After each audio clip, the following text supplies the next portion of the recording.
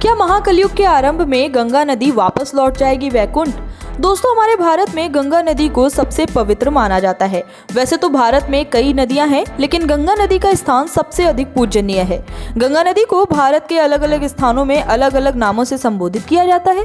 जैसे कई स्थानों पर गंगा नदी को अलकनंदा, भागीरथी, जानवी इत्यादि नामों से संबोधित किया जाता है। गंगा हमारे भारत की सबसे प्राचीन नदी है, जिसका इतिहास बहुत पुराना है, लेकिन आज के समय हमारी इस पवित्र और पूजनीय नदी के हालत देखकर ऐसा लग रहा है जैसे कि धीरे धीरे हमारी ये नदी पृथ्वी से विलुप्त हो जाएगी। और तो और गंगा नदी के विलुप्त होने की बात तो पुराणों के पहले से ही दर्शित है।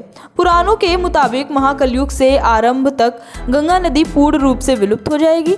तो दोस्तों, क्या सच में महाकलयुग के आरंभ तक गंगा नदी वैकुंठ वापस लौट जाएगी या नहीं, जानते हैं इस वीडियो के माध्यम से। तो दोस्तों, शुरू करते हैं आज का वीडियो। लेकिन उससे पहले यदि अभी तक आपने हमारे चैनल हरिवाणी को सब्सक्राइब नहीं किया है तो कृपया चैनल को सब्सक्राइब कर लीजिए और इसी तरह रोचक और अद्भुत वीडियोस को इंस्टेंट अपडेट के लिए सब्सक्राइब बटन के पास बने बेल आइकन बटन को जरूर दबाएं। वाल्मीकि रामायण में यह वर्णित है कि राजा भागीरथ ने अपने तपोबल के तेज से गंगा को पृथ्वी पर लाने में सफल हुए थे। राजा भागीरथ राजा सगर के वंशज थे। राजा भागीरथ के पूर्व उनके पूर्वजों ने भी गंगा को पृथ्वी पर लाने के लिए कठिन तप किया था, किंतु उनके पूर्वजों द्वारा की गई सभी तपस्याएं असफल ही रहीं और इस प्रकार राजा भागीरथ अपने वंश के अकेले ऐसे राजा थे जिन्होंने यह महान कार्य किया। दरअसल राजा भगीरथ के पूर्वज राजा सगर थे, जिनकी केशनी और सुमति नाम की 2 पत्नियां थीं। लेकिन राजा सगर पुत्रहीन थे और पुत्र को प्राप्त हेतु राजा सगर अपनी दोनों पत्नियों के साथ हिमालय पर्वत पर चले गए और हिमालय पर्वत पर ही उन्होंने महर्षि भृगु की कठिन साधना की।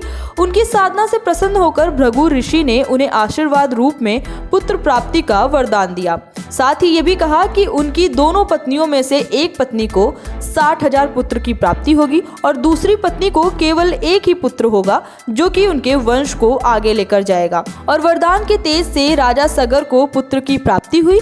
जहां रानी केशनी ने एक पुत्र को जन्म दिया जिसका नाम असमंजस था, वहीं रानी सुमति ने 60,000 पुत्रों को जन्म दिया, जिन्हें घी से भरे घड़ों में पाला पोसा गया। समय के साथ राजा सगर के सभी बालक बड़े हो गए, लेकिन राजा सगर का ज्येष्ठ पुत्र असमंजस बड़ा ही दुराचारी और दुष्कर्मी था। उसके इसी व्यवहार को देखकर राजा सगर ने उनका विवाह इस उम्मीद में करवा दिया कि विवाह के पश्चात असमंजस में बदलाव आ जाएगा, लेकिन ऐसा नहीं हुआ। विवाह के पश्चात असमंजस को एक पुत्र की प्राप्ति हुई, लेकिन असमंजस के व्यवहार में बदलाव न होने के कारण राजा सगर ने उसे अपने राज्य से निकाल दिया। जहां असमंजस दुराचारी और दुष्कर्मी था, वहीं असमंजस से प्राप्त पुत्र अंशुमन अपने पिता के बिल्कुल विपरीत सदाचारी और दयालु था। कुछ समय पश्चात राजा सगर ने अश्वमेघ यज्ञ करने का विचार बनाया और जहां राजा सगर अश्वमेघ यज्ञ को करने में लगे थे, वहीं अश्वमेघ यज्ञ के घोड़े की रक्षा हेतु अंशुमन की सेना भी अंशुमन के साथ लगी थी। राजा सगर द्वारा अश्वमेघ यज्ञ को संपन्न होता देख देवराज इंद्र को अपने सिंहासन खो जाने का डर सताने लगा और इससे बचने के लिए देवराज इंद्र ने एक राक्षस का रूप ले लिया और अश्वमेघ यज्ञ के घोड़े को कपिल ऋषि के आश्रम में बांध दिया।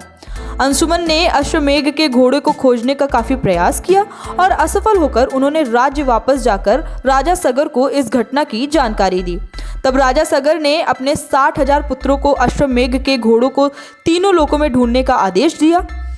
राजा सगर के कहे अनुसार उनके सभी पुत्र घोड़े की तलाश में लग गए। उन्होंने अश्वमेघ यज्ञ के घोड़े को ढूंढने हेतु पृथ्वी के हजारों जीवों को काफी क्षति पहुंचाई और पृथ्वी पर ढूंढने के पश्चात राजा सगर के सभी पुत्र पाताल लोक के रास्ते कपिल मुनि के आश्रम जा पहुंचे। जहां अश्वमेघ यज्ञ के घोड़ों को कपिल मुनि के समीप बांधा देख राजा सगर के सभी पुत्रों ने कपिल मुनि को काफी भला बुरा कहा और उनकी तपस्या भंग कर दी, जिससे क्रोधित होकर कपिल मुनि ने राजा सगर के सभी पुत्रों को वहीं भस्म कर दिया। अपने पुत्रों को वापसी में विलंब होने के कारण राजा सगर को चिंता होने लगी और अपने पुत्रों को खोजने के लिए राजा सगर ने अपने पौत्र अंशुमन को भेज दिया। जब काफी समय तक ढूंढते ढूंढते अंशुमन कपिल मुनि के आश्रम तक पहुंचे, वहां वे अश्वमेघ यज्ञ के घोड़ों और अपने चाचाओं को भस्म को देखकर दुखी हो गए और अंत में उनके मन में यह विचार आया कि अपने चाचाओं की मुक्ति हेतु उन्हें कुछ करना चाहिए। कुछ समय पश्चात वहीं पर उनकी मुलाकात पक्षीराज गरुण से हुई और तभी पक्षीराज को अंशुमन ने सारी कथा बताई। साथ ही यह भी बताया कि उनके चाचाओं को मुक्ति केवल गंगा के जल से मिल सकती है, क्योंकि उनके चाचाओं की मृत्यु कपिल मुनि द्वारा की गई है। यह सब सुनकर अंशुमन अश्वमेघ यज्ञ के घोड़ों को लेकर अयोध्यापुरी वापस लौट आए और राजा सगर को सारी कथा बताई। दुखी मन से राजा सगर ने यज्ञ को संपन्न किया और यज्ञ संपन्न होने के बाद राजकाज का भार अंशुमन पर छोड़कर राजा सगर गंगा को पृथ्वी पर लाने हेतु तप साधनाओं में लग गए। लेकिन अपनी इस साधना में वे असफल रहे और स्वर्ग लोक सिधार गए। इसके बाद अंशुमन ने भी राजकाज का भार अपने पुत्र दिलीप पर छोड़कर गंगा को पृथ्वी पर लाने हेतु तप साधना में लग गए, लेकिन वे असफल रहे।